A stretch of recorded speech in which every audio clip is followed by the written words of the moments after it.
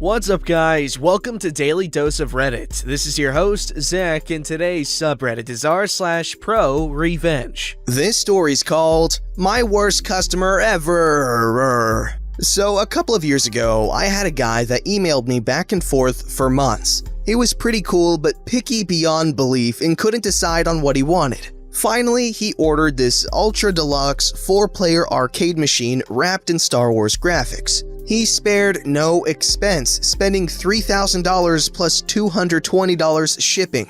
The machine arrives in Melbourne 5 days later, and he calls me up losing his crap. It's been damaged by the freight company. I send everything fully insured, so I assured him it was okay. He's covered. Please send me the pics of the damage. It was only very slight, nothing cosmetic, but the console was a little dislodged as they must have stacked something heavy on it. I assured the customer it could be fixed. I'll contract a cabinet maker to come out to him and repair it at my expense. Then I'll go through insurance later. Nope, he didn't want that. So I said, okay, I'll arrange for a collection and have it brought back to me, and I'll issue him a full refund, including freight. Nope, he didn't want that either. Okay, I said, what would make you happy then? It's something easy to fix. Perhaps I can pay you what I'd pay the contractor, about $250, and you can fix it? Nope, he wanted a full refund and he wanted to keep the machine too. I said that won't happen, insurance won't allow it as the damage is tiny. It's like car insurance. They won't write off the whole car for minor damage that can be fixed. He didn't care, he wanted a refund. I said they won't do it, and I certainly won't pay out of pocket. Either I'll arrange collection of the unit at my expense and issue a refund to him, or we have it repaired. Nope, he paid via PayPal and he's putting through a dispute because the item didn't arrive as described. I advised him that PayPal's rules also state that in order to get a refund, he'll need to show proof that he'd sent the item back or arranged with the sender to have it collected. Nope, he's keeping it and getting a refund. So I advised him that what he was committing was fraud and theft. Also, PayPal will freeze the $3,220 in my account, and I'm not at fault here. That's what PayPal does, you see. If anyone lodges a dispute, they automatically freeze the funds in the seller's account. It's guilty until proven innocent with them. It can also take up to 90 days to resolve, sometimes 6 months. I know, it's happened before. He didn't care. The next thing I knew, I had a notification from PayPal. The funds were frozen pending the dispute. The next step is stating your case to them, providing evidence, etc., where they relay the info back and forth between the buyer and seller. PayPal always sides with the buyer. Sellers are a piece of crap as far as they're concerned. If it can't be resolved between buyer and seller, then you can opt to have PayPal decide. But their decision is absolute. I provided my transcripts advising the customer that I'd collect the item and refund him, and he provided them with a fake pickup receipt. As far as they knew, he's done his part, now he's eligible. So they ruled in his favor. So this effer now has his money back and my $3,000 machine. I was fuming and he wouldn't answer my calls or emails. I'm a big guy and I had a rough upbringing in a tough neighborhood. So I was about to jump into my truck and drive the 900 kilometers south, knock on his door, and watch him crap himself as I repossess my machine. But my wife, being the voice of reason, calmed me down and said to try legal avenues first. Coincidentally, he emails me 3 days later and says the computer in the machine stopped working.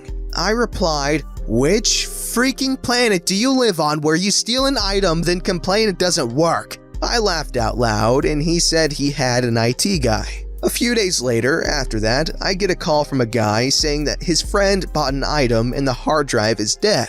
It was his IT guy, and I don't think he knew the whole story. I asked him to find the serial number, it's just the date it was built and the iteration.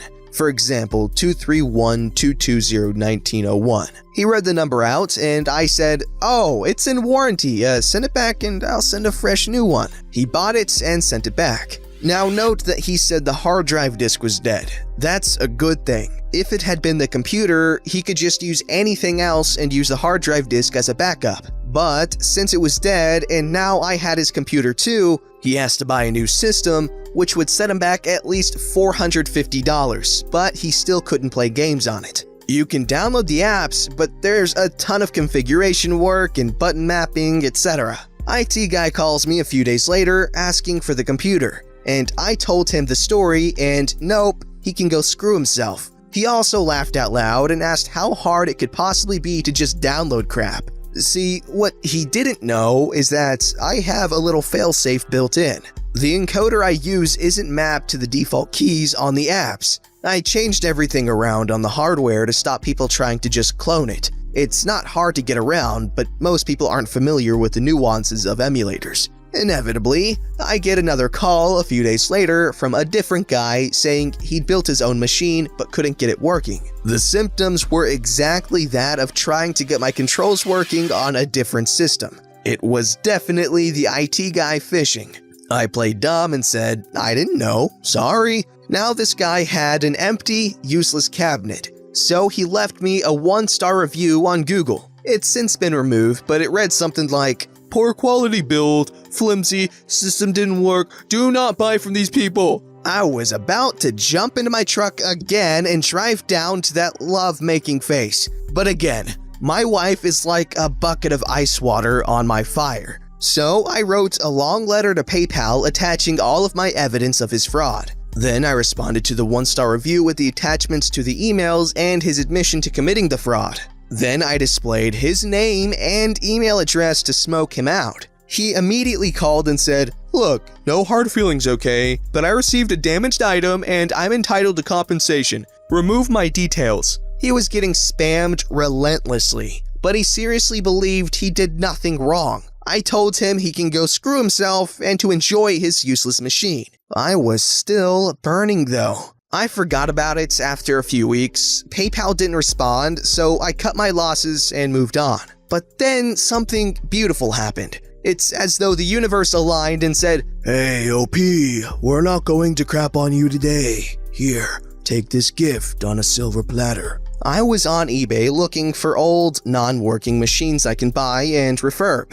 There's good money to be made doing that. A one-day refurb can pull in over $1,000 profit. He's listed my machine, but contrary to his Google review, the description was marvelous hand-built arcade cabinet built by a master carpenter, flawless finishing quality, missing computer. Good for a DIY project. I'm not a carpenter, by the way. He had it listed for $1,100. That was still $1,100 pure profit to him since he got it free. I bought it under my wife's account and had it delivered to my home address. When I sent it, it was wrapped in about a 4-inch thick layer of bubble wrap. When it arrived, it had a flimsy single layer less than 5 millimeters thick. The courier who dropped it off was the same guy who picked it up from me. We were good friends and he knew the story. So I said I was going to damage it, make it look serious, but nothing I can't fix in a few minutes. He agreed and said that he'd log the damage as due to insufficient packaging. Insurance won't cover it.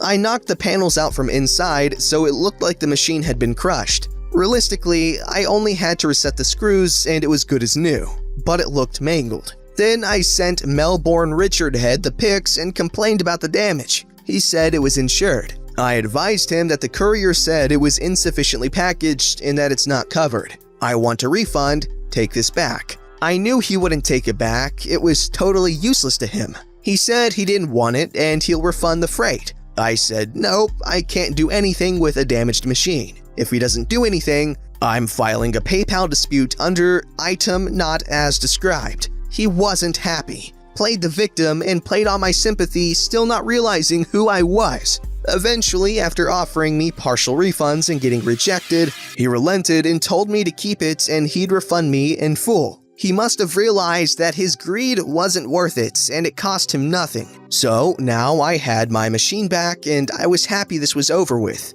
Still pissed at this guy's audacity, but that's not the end though. It gets better. It gets deliciously better. Someone at PayPal Business had finally read my complaint. Since I do a lot of work through PayPal under a business account, there's a kind of concierge service, although not really, kind of like a priority service. They actually went through my complaint, verified that his pickup docket was actually a year old and unrelated, and read the transcripts of him intending to keep the machine and get a refund. They refunded my money in full. Now I had my machine back and $3,000 of his money, and he couldn't do crap because he got caught for fraud. Can't dispute crap if you got caught being dishonest. He called me up losing his crap. I laughed and said, "Sorry, mate, it's karma. It's purely up to my goodwill to refund you.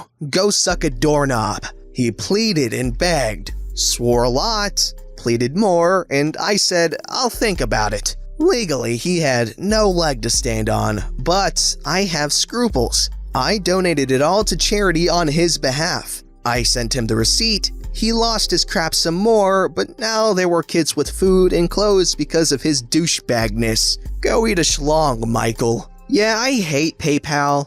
It's come into clutch for me a couple times, but oh gosh, I was trying to sell, I think I've told this story before, but I was trying to sell a thing and it ended up being broken and before I could send it. And so I refunded the buyer his money, but then he also filed a dispute. And so it took the money from my bank account as well as the money from my PayPal account. So I was out money. Like I was in the negative from this transaction and they still haven't fixed it. Screw you, PayPal and eBay. You're jerks. Give me my money back. Like $100, dude.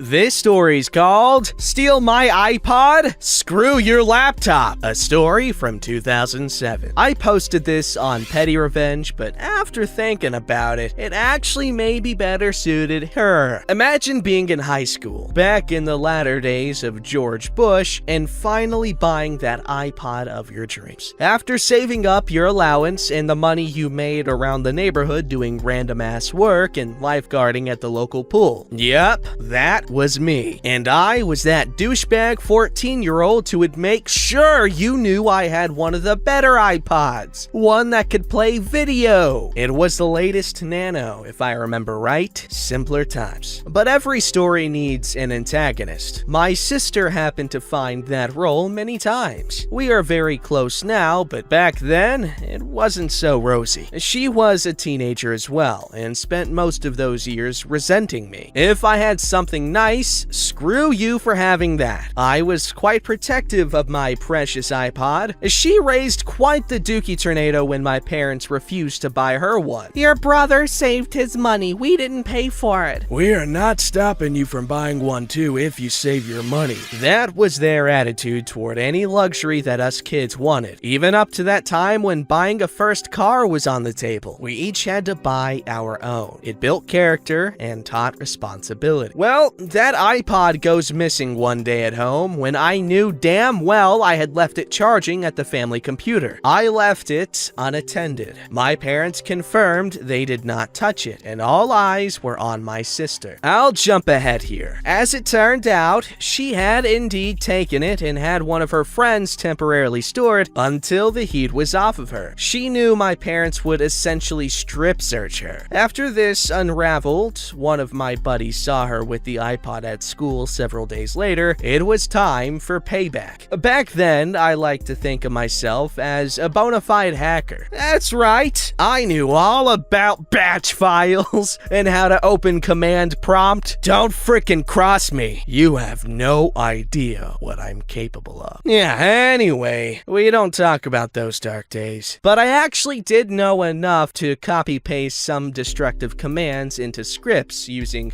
delete and reg delete commands and the like. In the days of Windows XP, this would essentially require reinstalling the OS. I also was aware of a program called Bat2X, which could package your batch files and associated files, it would call from the same directory, into a normal exe file. And you could pick an icon to slap on that exe file if you had the ICO file on hand. It doesn't take a genius, because as much as I thought I was one, I wasn't, to devise a plan here. I put a script together with the worst crap I could muster and gave it the Internet Explorer icon. This went onto my sister's computer, which was an old Pentium M laptop which barely had enough ass to load MySpace at the time. My hacker abilities allowed me to log into the administrator account by booting into safe mode or something and simply replacing the Internet Explorer.exe main file with my science experiment. I believe I had it to where it actually opened the real Internet Explorer in parallel, so I could deny this more easily. Fast forward to that magical moment. She's home from color guard practice and is ready for an evening full of crappy webcam photos that use every mid-2000s effect ever created. But before she can upload them, disaster! The screen resolution goes tits up, and the color profile is 16 colors for some reason. Random pop-up messages every few seconds. Microsoft Windows has detected a giant cooter! Please consider a system upgrade! And stuff like that. Your hard drive is jammed with peanut butter! Restart required! The whole script plays out, and she's left with a paperweight until someone can get around to sorting it. Unfortunately, the computer guy in the family took quite a while to get around to it. My dad knew damn well that I had something to do with this, even if he didn't understand it fully. He made my sister apologize to me before I helped her with the laptop and made her buy me a new case for it, after she threw away the one I had to try and make it less identifiable. Well,